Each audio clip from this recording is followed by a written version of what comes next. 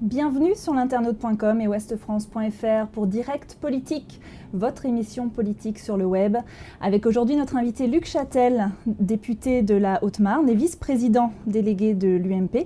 Bonjour Luc Chatel. Bonjour. Merci d'avoir répondu à notre invitation. Avec nous également sur ce plateau, Michel Urvoy, éditorialiste politique à Ouest France. Bonjour Michel. Bonjour Virginie. Je vous rappelle rapidement le principe, vous avez une quarantaine de minutes pour nous envoyer vos questions, que nous nous ferons un plaisir de transmettre à notre invité. Alors, Luc Chatel, en ce moment, les rythmes scolaires font débat. Vous étiez vous-même ministre de l'Éducation nationale et donc les internautes nous ont fait parvenir beaucoup de questions sur cette réforme. Alors, notamment celle de HelpWeb qui vous dit, si vous étiez toujours au gouvernement, continueriez-vous la réforme des rythmes scolaires et pourquoi ? La réponse est oui. Je suis favorable à cette réforme parce que j'avais fait le constat avant le gouvernement actuel que les petits Français ont trop d'heures de cours concentrées sur trop peu de journées de travail. Et donc tous les chronobiologistes vous expliquent qu'il y a une fatigue excessive de la part de nos enfants. Donc j'avais moi-même lancé ce débat en installant un comité de pilotage. C'est un sujet très compliqué parce que il fait interférer beaucoup d'acteurs, aussi bien naturellement l'éducation nationale, mais aussi les parents, les enfants eux-mêmes, tous les acteurs de la société, parce qu'aujourd'hui finalement l'école est le rythme, la vie de la société, donc changer les horaires de l'école, ça a des conséquences sur toute la société. Et le problème vient de là, c'est-à-dire que nous avions réussi à obtenir un consensus sur le principe d'un changement d'aménagement, mais il fallait mettre en œuvre cette réforme. La vérité, c'est que cette réforme a été mal pilotée et que parce qu'elle est mal pilotée, elle est en train de capoter. Et vous savez, en démocratie moderne, une bonne réforme mal pilotée, ça devient une mauvaise réforme. Mais vous-même, sur quoi avez-vous buté concrètement ? Vous avez eu peur Non, moi je n'ai pas buté. Des enseignants ? Simplement, nous étions à un moment du quinquennat où le consensus sur le principe ne pouvait pas se transformer en consensus sur les modalités de mise en œuvre. Voilà. Donc nous avons préféré reporter cette réforme. Nous l'aurions reportée au début du quinquennat. Vous voulez dire les syndicats ne l'auraient pas accepté, les associations de parents d'élèves, concrètement ? Oui, très concrètement, si vous voulez, c'est un sujet compliqué parce que vous demandez aux enseignants... Tout le monde est d'accord sur le principe. Voilà. Il y a un moment, on se met autour de la table, puis les enseignants vous expliquent « Ah ben non, nous, on doit travailler le mercredi matin alors qu'on ne travaillait pas. » Ensuite, les collectivités locales, à juste titre, vous expliquent « Mais attendez, qui va payer les heures de collaborateurs qu'on va devoir recruter pour les animations périscolaires. Les parents vous expliquent, mais finalement, nos enfants vont passer plus de temps à l'école, donc ils seront plus fatigués. Donc le diable se cache, comme toujours, dans le détail. Et là, il y a eu, de la part du gouvernement, à mon sens, un excès d'optimisme et un manque de vigilance sur ce sujet. Je vous prends un exemple très concret. J'étais maire de Chaumont, je préside aujourd'hui l'agglomération de Chaumont. Nous devons mettre en œuvre les rythmes scolaires pour la rentrée prochaine. D'abord, le gouvernement nous explique qu'on a encore du temps pour discuter. C'est pas vrai, puisque mon inspecteur d'académie, mon directeur académique, me demande ma copie pour normalement le 15 novembre, on a obtenu de le faire jusqu'à la fin du mois. Donc on doit remettre aujourd'hui notre copie sur nos activités périscolaires, sur notre organisation du temps pour la rentrée prochaine de 2014. Donc il n'y a plus de discussion possible. Deuxièmement, on a de vrais problèmes pour recruter des personnels qui seront utilisés 2 fois 1h30 par semaine, donc de manière très précaire, avec du temps partiel imposé et avec des compétences qui sont importantes et une responsabilité très forte. Troisième problème, le gouvernement me dit je vous finance 50 euros par élève à la rentrée prochaine. Comme je suis en zone rurale, 40 euros supplémentaires, 90. J'ai 1000 élèves, 90 000 euros. Ça me coûte 330 000 euros. Voilà, donc il y a un transfert de charges sans transfert de ressources. Mais en quoi c'est différent, la réforme Payon, de celle que vous auriez pu porter ? Alors, si vous voulez, le principe du mercredi matin pouvait être acté. Ce qui est différent, c'est que nous avions voulu en même temps une réforme globale. Ce n'est pas uniquement du mercredi matin. Sur l'année ? Absolument. Pas uniquement du mercredi matin. Ce qu'il faut changer dans le temps scolaire, c'est bien sûr l'organisation de la semaine, mais c'est aussi l'organisation de la journée. Et ce qui se passe aujourd'hui en témoigne, c'est qu'il y a une absurdité. Les chronobiologistes nous disent que les enfants travaillent trop 4 jours par semaine.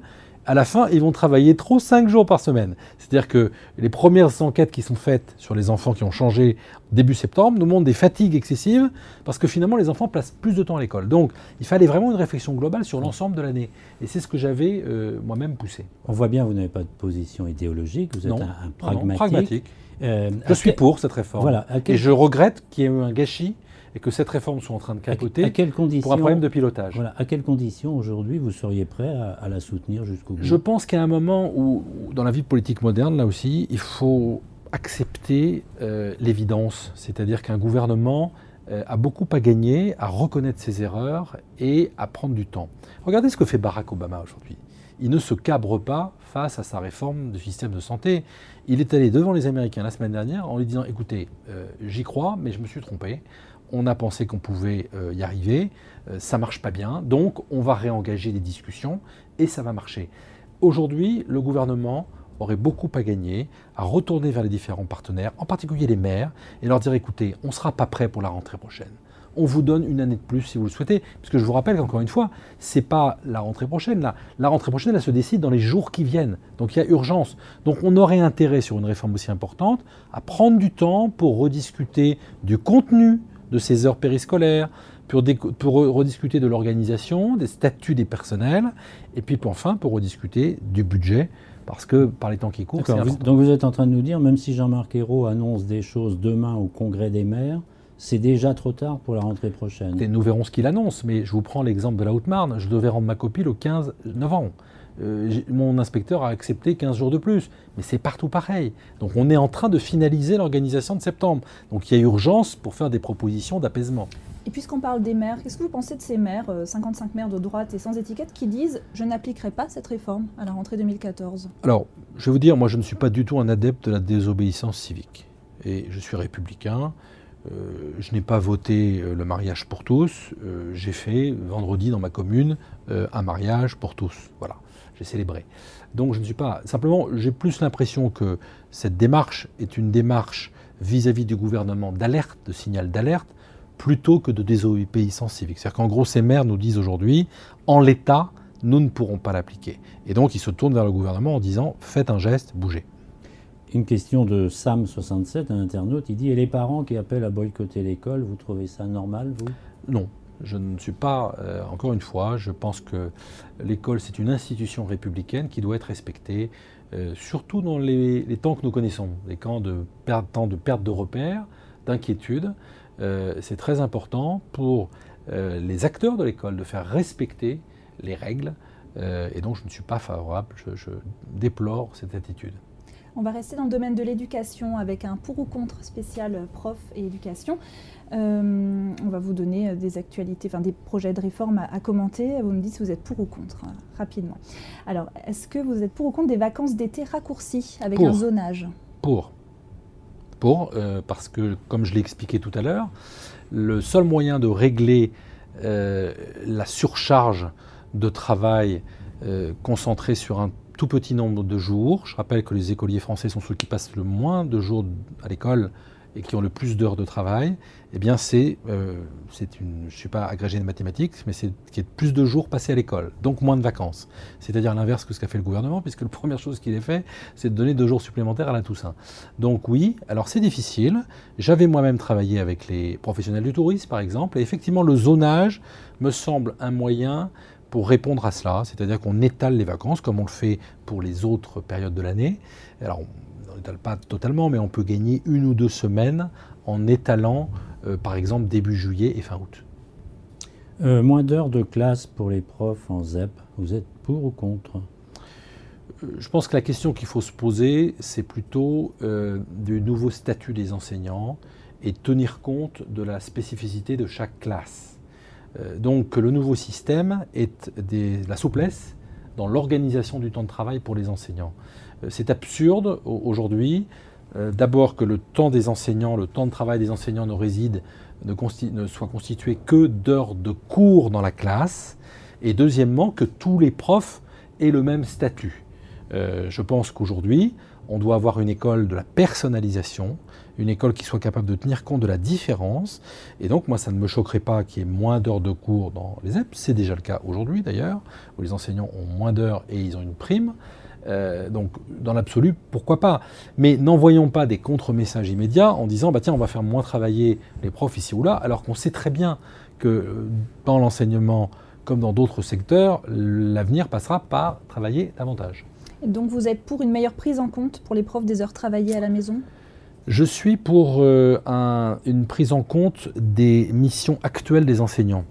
Il faut bien comprendre que le travail des enseignants est géré par un décret qui date de 1950. C'était une autre époque, une époque où il y avait 10% d'une classe d'âge au niveau du bac, et une époque où il y avait des classes homogènes, et où la principale mission, quasiment l'unique mission d'un enseignant, c'était d'instruire. Aujourd'hui, le métier d'enseignant est devenu beaucoup plus complexe, parce que bien sûr, le métier de base, c'est l'instruction, mais il y a aussi l'accompagnement des élèves. Un enseignant, il est face à une classe très hétérogène et il doit être capable justement de différencier son enseignement, d'apporter un soutien scolaire aux élèves qui ont des difficultés, de conseiller peut-être en orientation les élèves au contraire qui ont des facilités et du talent. Il doit être capable de recevoir les parents, il doit être capable de travailler 2 ou 3 heures par semaine sur un projet éducatif d'établissement. Voilà, donc on voit bien que ce n'est plus une mission unique. Et le futur statut des enseignants, il doit tenir compte de ça. C'est-à-dire qu'en gros, aujourd'hui, un certifié passe 18 heures par semaine dans son lycée, 18 heures de cours. Demain, moi je pense qu'il faut travailler sur davantage d'heures de présence dans l'établissement, qui soit un peu plus d'heures de cours, donc avec une rémunération un peu supérieure, mais qui soit aussi du temps consacré aux travaux collaboratifs entre enseignants, au soutien scolaire, à la vie éducative. C'était la question suivante, pour ou contre une revalorisation salariale pour les enseignants, pour les professeurs? Nous l'avons fait. J'ai augmenté de 18% les enseignants en début de carrière en 5 ans.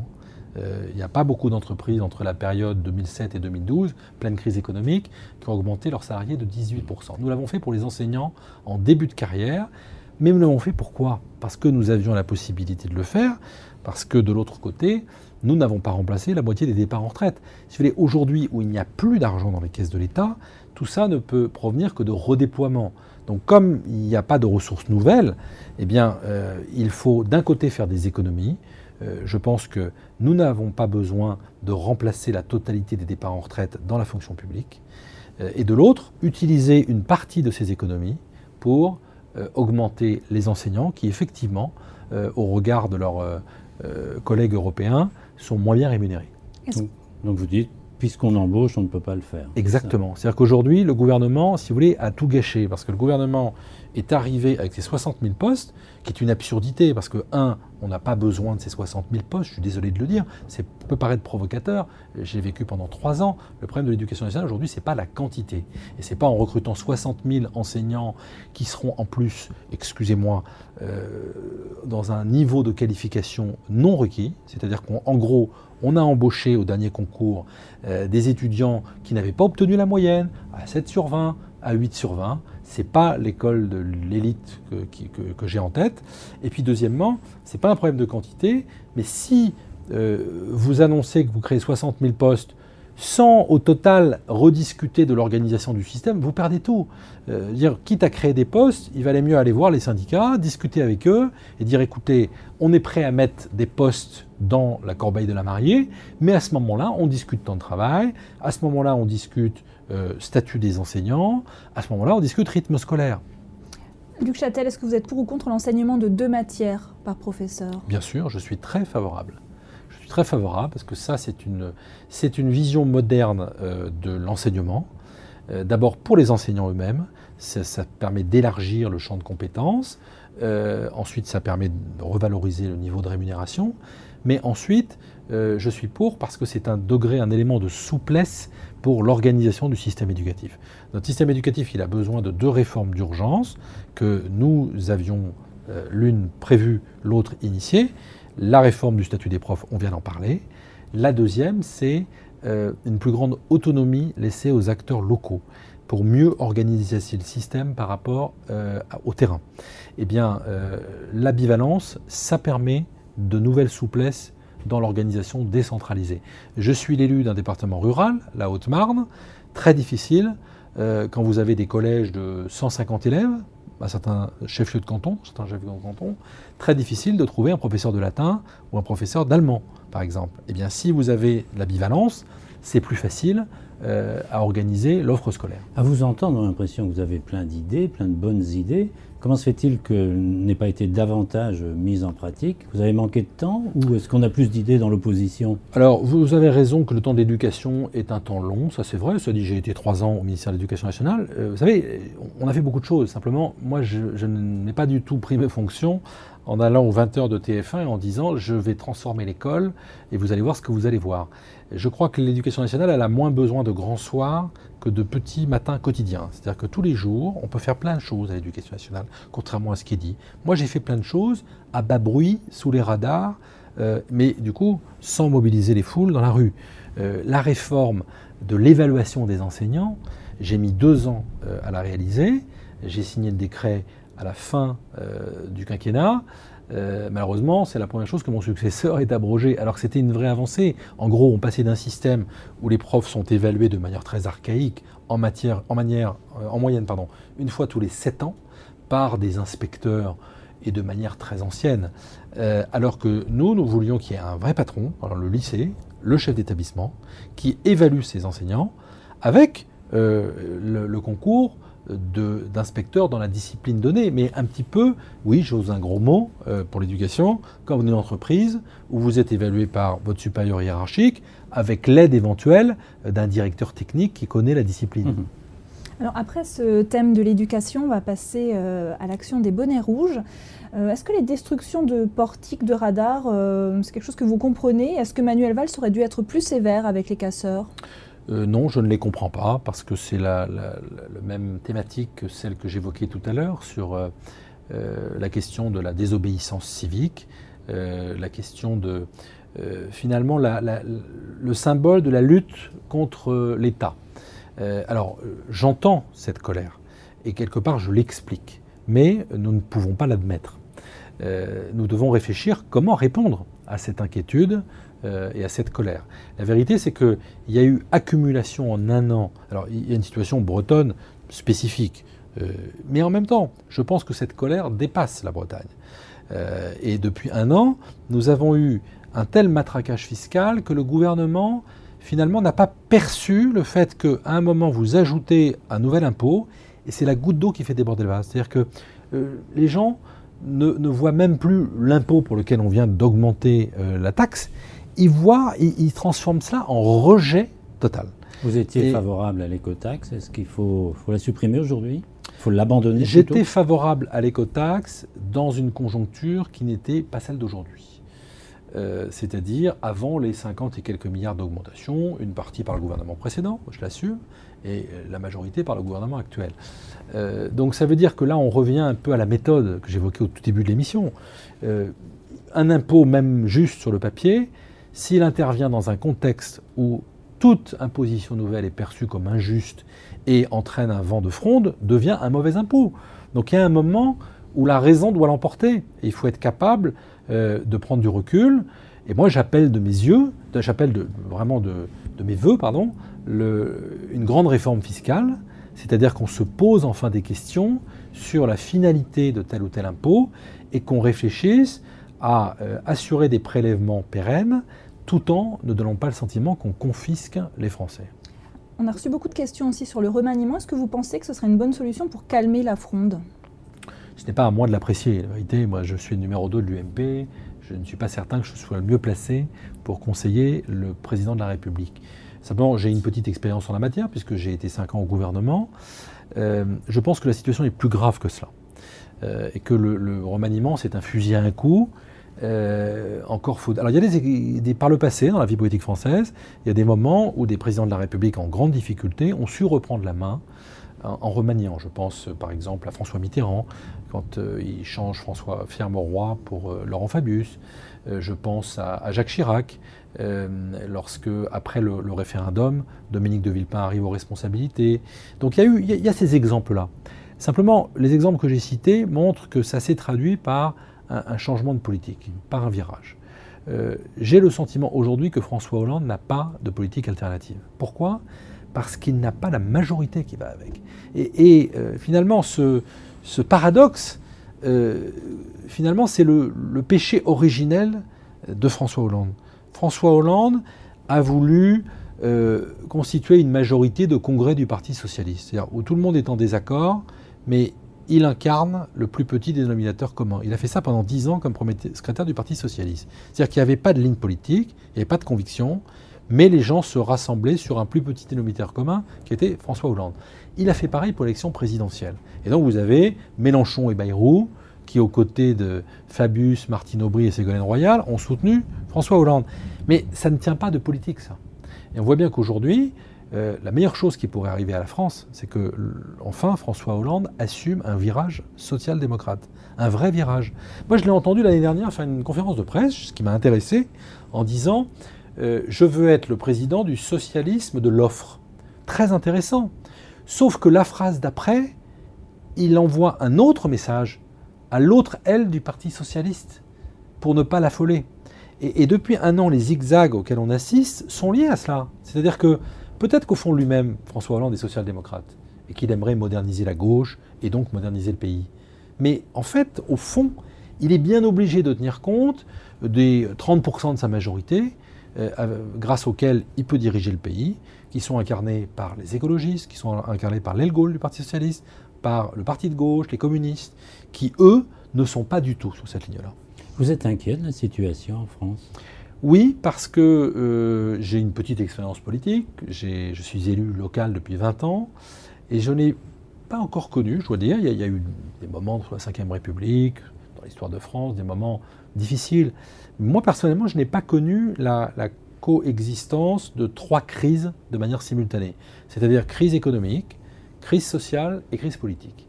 La crise économique, nous l'avons depuis longtemps, malheureusement, et la politique du gouvernement l'a accentuée. On voit bien le décrochage en matière de compétitivité, on voit bien la récession. Crise sociale, vous parliez des bonnets rouges tout à l'heure, on voit ce vent de contestation qui gagne partout dans le pays, depuis l'ouvrier jusqu'au patron. Et puis enfin, crise politique, parce que comme je viens de vous le décrire, on a un président de la République aux abois, qui est même contesté dans sa propre majorité, où personne ne veut plus le défendre au sein même du Parti socialiste. Alors après avoir parlé de la gauche, on va faire un détour quand même par l'UMP. Vous rappeliez que vous êtes numéro 2 de ce parti. Aujourd'hui, tout pile, ça fait 1 an que les militants ont voté pour élire le président de l'UMP. On se souvient de la guerre des chefs qui a suivi. Est-ce qu'aujourd'hui encore, comme Christian Estrosi, vous avez l'impression qu'à l'UMP, chacun défend sa propre cause ? C'est plus compliqué que ça, si vous me permettez. J'ai l'impression que nous avons rebondi et que, en gros, aujourd'hui, ces mauvaises querelles sont derrière nous. Même si elles nous ont traumatisés. Je ne veux pas sous-estimer cet événement qui était d'autant plus un gâchis énorme que la campagne pour l'élection à la présidence de l'UMP s'était très bien passée. Et on avait de bons débats, il y en avait beaucoup de monde dans nos réunions, j'ai fait beaucoup de meetings. Voilà, simplement, il y a eu un écart de voix infime, il y a eu ce désaccord, ce drame pour notre parti politique qui n'est pas complètement oublié. Simplement, j'ai l'impression qu'aujourd'hui, nous sommes repartis sur de bonnes bases, en préparant les municipales, en commençant à organiser notre parti pour le débat de 2017, avec d'un côté le vote des primaires et de l'autre le projet. Voilà. En même temps, et là je dis que c'est plus complexe que ça, c'est-à-dire que nous n'avons pas encore complètement tiré les conséquences de l'organisation de primaires. Nous ne sommes pas tellement habitués à cela. Mon avis, c'est que c'est comme la démocratie, disait Churchill, c'est-à-dire le moins mauvais des systèmes à l'exception de tout autre. C'est-à-dire que c'est pas terrible les primaires, mais on n'a pas le choix. Aujourd'hui, si un parti politique veut être moderne dans l'air du temps, je pense qu'à un moment, ça doit passer par une rencontre avec les sympathisants et par un vote. Il faut qu'on s'habitue à voter davantage à l'UMP, que ça plaise ou non. Donc je pense qu'on n'avait pas le choix. Mais on n'a pas complètement tiré les conséquences de cela, c'est-à-dire que les conséquences de cela, c'est que, vous le voyez aujourd'hui, il y a une tentation d'organisation de notre parti un peu en tuyau d'orgue, où chacun a sa petite chapelle, sa petite boutique, avec un seul objectif, c'est 2017. Certains Alors qu'au appellent contraire, à avancer ces primaires. Est-ce que vous y êtes favorable ? Non, je ne suis pas favorable parce que je n'ai pas très envie qu'on retombe si rapidement dans des querelles de personnes. Mais est-ce que vous ne serez pas faible, justement, tant que vous n'aurez pas réglé le problème du leadership ? Non, je ne crois pas. Je crois que d'ici là, nous avons à travailler sur notre corpus idéologique. Moi, j'avais été un des premiers à dire il y a un peu plus d'1 an que nous avions besoin d'une refondation idéologique. Vous savez, l'UMP a gouverné le pays pendant 10 ans. 10 ans c'est long, le monde politique a changé en 10 ans, mais surtout la vie a changé. Le monde des entreprises, les Français ont changé. Donc il est important de prendre du temps pour réfléchir, pour mieux comprendre le monde d'aujourd'hui et pour apporter des réponses nouvelles. Ce n'est pas avec les vieilles recettes que nous reviendrons aux responsabilités. Donc je pense qu'il y a besoin de ce temps-là. Le 18 décembre prochain, nous allons réunir un séminaire pour montrer que nous sommes d'abord capables de travailler ensemble, puis ensuite d'apporter des réponses, et des réponses d'urgence. C'est-à-dire qu'en gros, on va apporter des réponses à la crise actuelle. En gros, qu'est-ce qu'on ferait si demain matin on était aux responsabilités? C'est ça la question. S'il y avait peut arriver. Une grosse catastrophe, est-ce que vous êtes prêt à gouverner? Absolument. Je pense que fin décembre, nous montrerons que nous sommes prêts à gouverner si les circonstances Il y a quelque chose de particulier dans le moment présent. François Hollande est très bas dans les sondages, autour de 20%, mais l'UMP n'est pas très haute non plus. C'est-à-dire qu'il n'y a pas un désir du MP, ou des autres d'ailleurs. Enfin, je veux dire, il n'y a aucun parti de gouvernement, et même le Front National, quoi qu'on en dise, il n'y a pas un report massif des gens vers les autres partis. Alors, comment vous l'expliquez? Vous avez raison, et ça doit nous alerter. Je modère mon propos en disant que nous avons connu ça précédemment. Il y a eu la période du quinquennat de Jacques Chirac où l'exécutif était très bas à un moment, pas aussi bas que François Hollande, et où le Parti socialiste était tout aussi bas. Donc, mais ce n'est pas une excuse. Je pense qu'aujourd'hui, il y a une désaffection de la chose publique de manière générale. Je le vois bien, moi, quand je vais dans mon département, quand je rencontre les gens nous mettent tous dans le même panier. Et il y a un vrai risque de tentation populiste, démagogique dans les prochains mois. Pourquoi? Parce que je pense qu'il y a beaucoup de désillusions par rapport aux promesses, par rapport à l'inefficacité de l'action publique, et nous avons notre responsabilité, même si nous ne devons pas faire de l'autoflagellation. Voilà, donc je pense que le travail que je viens de décrire précédemment, à la question précédente, est indispensable pour rebondir. Si on ne réfléchit pas sur nous-mêmes, sur les réponses qu'on doit apporter aux Français, les mêmes causes produiront les mêmes effets et nous ne reconquérons pas le cœur des Français. Donc on a vraiment besoin de ce travail de fond, retourner à la rencontre des Français. Donc avec c'est humilité. Pas d'abord un problème d'hommes, c'est pas d'abord la question d'un retour éventuel de Nicolas Sarkozy ou pas. Je pense que la question des hommes joue, et c'est vrai que de voir les deux principaux dirigeants de l'UMP s'écharper pendant des mois à la télévision, c'est dévastateur. De voir les sous-chefs faire pire que les chefs et se prendre pour les caïds, c'est dévastateur. Donc il faut que le fait collectif l'emporte, au moins provisoirement. Vous savez, la politique, c'est quoi? C'est être capable de convaincre sur des idées et de sélectionner les hommes et les femmes pour les représenter. Eh bien, commençons par nous mettre d'accord sur notre corpus idéologique. On a le droit de débattre entre nous. Moi, j'anime un mouvement au sein de l'UMP avec Jean-Pierre Raffarin, France moderne et humaniste, où on essaie de porter des idées libérales, humanistes, européennes, qui sont importantes à l'UMP, qui doivent peser. Débattons plutôt du fond, plutôt que de savoir si c'est X ou Y qui aura entre 2,5 et 4% à la primaire.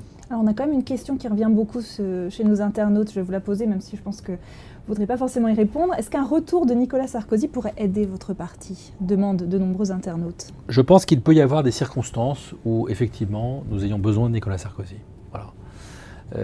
Et je dois dire, sans faire de grandes révélations, que ces circonstances n'ont jamais été aussi proches. C'est-à-dire qu'en clair, vu la situation du pays, je parle d'abord du pays, où on a un effondrement, vu la situation sociale, les tensions, nous avons connu une crise industrielle en 2008-2009, mais jamais il y a eu de telles tensions dans le pays, tensions sociales. Voilà. Donc, vu cette crise économique, cette crise sociale et cette crise politique, indiscutablement, il n'y a que les institutions qui sauvent François Hollande aujourd'hui. Indiscutablement, Nicolas Sarkozy est, à mon sens, un recours dont nous pouvons avoir besoin à un moment. Mais je ne suis pas son porte-parole, je suis fidèle à son très beau discours de la mutualité où il est sorti de la politique avec beaucoup de dignité, donc je respecte son choix. Simplement, oui, il peut être à un moment un recours pour nous. Alors, puisqu'on parle de crise, on va aussi parler du FN et des municipales qui approchent. À l'UMP, Jean-François Copé s'est prononcé sur un thème qui est cher au FN. Il a déclaré envisager de revenir sur le droit du sol. Qu'est-ce que vous pensez de cette déclaration? Il est revenu, il a précisé plus exactement ses propos depuis. Je pense que nous devons être capables d'avoir des débats dans notre famille politique sur des sujets aussi importants. Et je ne peux pas vous dire, il y a 5 minutes, réfléchissons à notre corpus idéologique, et puis, dès qu'il y a un sujet, dire non, ça c'est tabou, on n'en parle pas. Voilà. Donc, on a besoin de parler de ce sujet. Je crois qu'il faut en parler calmement, sans donner le sentiment que c'est la course à l'échalote vis-à-vis du Front National. Voilà. C'est un sujet sérieux, important. Moi, j'y suis allé en Guyane. La situation à Mayotte est très préoccupante. Donc, sans doute qu'il y a des aménagements qui sont possibles. Des personnalités de notre famille politique qui ne sont pas particulièrement proches de Jean-François Copé l'avaient d'ailleurs préconisé. Je pense à François Baroin, je pense à François Fillon. Voilà. Donc je pense qu'il faudra qu'on ait un débat sur ce sujet. Simplement, ne donnons pas le sentiment qu'on instrumentalise cette question par rapport à un électorat du Front National. Est-ce que la question des Roms est instrumentalisée? Vous avez dit que leur intégration n'était pas facile. Or, il y en a 17 000 ou 18 000 en France, il y en a des centaines de milliers en Espagne, en Italie, en Allemagne. Pourquoi on n'arrive pas à régler 18 000 cas? Et même pas 18 000 familles, c'est plutôt 10 000 familles. Oui, c'est plutôt 10 000 familles. Je pense que c'est un sujet qui à un moment a cristallisé beaucoup de mécontentement. Et donc le pouvoir politique a été le relais de mécontentements, notamment locaux, des maires. Dans quelques endroits. Absolument. Et donc, alors c'est très difficile parce qu'il faut éviter une stigmatisation et un amalgame. Moi, je vois bien comme président d'une agglomération qui a la responsabilité des aires d'accueil des gens du voyage. On a, dans 90% des cas, jamais de problème. Et donc, il ne faut pas faire d'amalgame entre les gens du voyage et les Roms, ce qui malheureusement est souvent fait. Donc, c'est vrai qu'à un moment, on a peut-être donné le sentiment, prêté en tout cas le flanc à cette critique, de faire un amalgame. La vérité, c'est qu'il fallait une réponse, il faut une réponse, mais cette réponse, elle peut être que européenne, elle peut être avec nos partenaires sur cette question des Roms. Il y a un sentiment raciste qui monte en France? Je ne rentrerai pas par cet angle-là sur ce sujet. Je ne sais pas s'il y a plus xénophobe. D'ailleurs, les professionnels, les experts vous disent que, en termes de statistiques, j'aime pas beaucoup ça, mais il n'y a pas forcément plus d'attaques racistes ou antisémites aujourd'hui qu'il y a 2 ans, 3 ans et tout. Simplement, je vous répondrai que la lutte contre le racisme et l'antisémitisme doit être un combat de chaque instant. Voilà. Et que c'est une question sur laquelle les Républicains doivent se retrouver. Moi, j'ai applaudi de manière assez ostentatoire à l'Assemblée nationale Madame Taubira lorsqu'il lui a été rendu hommage par le Premier ministre et par un collègue membre d'un autre groupe parlementaire. Parce que je pense que sur ce sujet, il ne doit pas y avoir de dissonance. Alors, est-ce que pour ces municipales, vous craignez un haut score du FN? On parle de 770 têtes de liste. Est-ce que le Front National ait des ambitions et des candidats, quoi de plus légitime?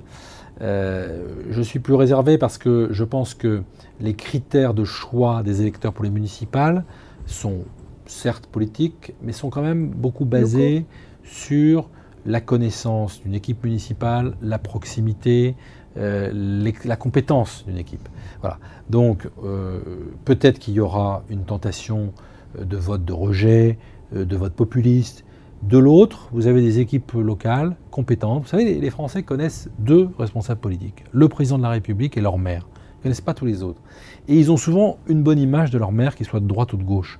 Donc, je pense qu'il faut faire très attention dans les projections trop politiciennes de ces élections municipales. Donc vous ne pronostiquez pas nécessairement une vague bleue aux prochaines municipales? Je suis prudent parce que, compte tenu de ce que je viens de vous dire, il y a une part locale qui joue énormément. Et puis, comme vous l'avez souligné tout à l'heure, on ne peut pas dire qu'aujourd'hui, il y a un engouement pour l'UMP dans le pays. Donc ça veut dire que nous avons encore du travail devant nous, même si beaucoup a été fait depuis 1 an. Vous avez quitté votre fauteuil de maire de Chaumont en septembre. Est-ce que c'est la fin du cumul pour vous, définitivement? Alors, je l'ai fait pour 2 raisons. Pour des raisons d'abord personnelles, où j'avais besoin de dégager du temps pour ma famille. Et donc, le fait d'être président de l'agglomération me permet de conserver un mandat local important, intéressant, tout en ayant moins de contraintes de temps. Et en même temps, 2e élément, j'ai pensé qu'au moment où le cumul était adopté par le Parlement, même si c'est applicable qu'en 2017, et même si je suis partagé sur ce sujet. Même malgré cela, j'ai pensé que c'était un peu dans l'air du temps et que nous allons progressivement, dans les années qui viennent, vers ce qu'on va appeler des mandats uniques, et donc la spécialisation de mandats. Alors ne me dites pas si c'est mieux ou moins bien, je pense qu'il y a du pour et du contre. Le pire serait finalement des mandats uniques avec du scrutin proportionnel partout, avec donc des candidats qui seraient souvent des apparatchiks, des permanents, qui ne connaîtraient finalement ni le monde de l'entreprise, donc la vraie vie, ni la vie locale comme élu local. Et moi je crains cela au Parlement. On voit bien aujourd'hui une nouvelle génération de parlementaires qui ne connaissent pas le local, qui n'ont pas été élus locaux. Et je ne dis pas qu'on détient la sainte vérité quand on est élu local, mais ça permet d'apprendre les choses. Et on voit l'application des politiques qu'on vote concrètement sur le terrain. Et qui n'ont pas été non plus en entreprise, ce qui est quand même souvent un handicap. Alors Luc Châtel, on va terminer cette émission avec le fil de la semaine. On va vous donner quelques actualités de ces derniers jours à commenter rapidement. Alors jeudi, on a un recul du PIB de 0,1% a été annoncé au troisième trimestre 2013. Est-ce que, comme Pierre Moscovici, vous pensez que ce n'est pas un indicateur de déclin ? Écoutez, je ne supporte pas ce déni. Alors, je comprends que quand on est ministre de l'économie, vous savez, j'ai été porte-parole du gouvernement, je sais ce que c'est que tenir sa parole et d'avoir les agences de presse, les agences de notation sur le dos. Mais entre cela et le déni, il y a vraiment une limite que M. Moscovici, malheureusement, a franchie. Je ne sais pas, le 14 juillet, le président de la République nous expliquait que la reprise était là. Nous avons été nombreux à dire, mais nous ne voyons pas dans le milieu économique que nous connaissons, sur nos territoires, dans les PME, dans les ETI. Nous ne la voyons pas encore, malheureusement, cette reprise. Moi, j'aimerais que la reprise soit là. La réalité, c'est qu'elle n'est pas là et que ce recul du PIB est très révélateur de l'état de léthargie économique du pays. Derrière le recul du 0,1, il y a moins 1,6 sur investissement, il y a une baisse du commerce extérieur, donc vous avez des indicateurs de moyen terme derrière qui sont très mauvais. L'investissement en baisse aujourd'hui, ça veut dire la croissance atone pour demain. Vendredi, la Commission européenne a validé le budget de la France, même si elle a fait quelques remarques. C'est quand même plutôt le gouvernement a plutôt passé l'épreuve, non ? Elle l'a validé avec, effectivement, plus que des remarques, c'est-à-dire une alerte sur le niveau de la fiscalité, et puis d'autre part, une alerte sur le fait qu'il y a zéro marge de manœuvre. C'est-à-dire qu'il ne pourra pas se reproduire en 2014 ce que M. Cazeneuve a annoncé hier, c'est-à-dire un manque à gagner de 5,5 milliards dans les finances publiques, puisque nous avons la démonstration du trop l'impôt tue l'impôt. Et finalement, c'est très intéressant parce que non seulement le matraquage fiscal, c'est déplorable sur le plan social, mais en plus, c'est inefficace économiquement. Voilà. Donc, nous n'avons pas de marge de manœuvre. Donc, pour 2014, vu la croissance, c'est très inquiétant. On passe à l'actu de ce week-end. Une nouvelle pétition de People a vu le jour, une pétition contre la proposition de loi qui doit renforcer la lutte contre la prostitution. Est-ce que vous êtes favorable à la pénalisation des clients ? Non, je ne suis pas très favorable. Je vais vous dire, je me garde d'avoir des positions tranchées sur ce sujet, mais je ne suis pas certain que la pénalisation empêchera la prostitution. Voilà. Est-ce qu'il faut la combattre ?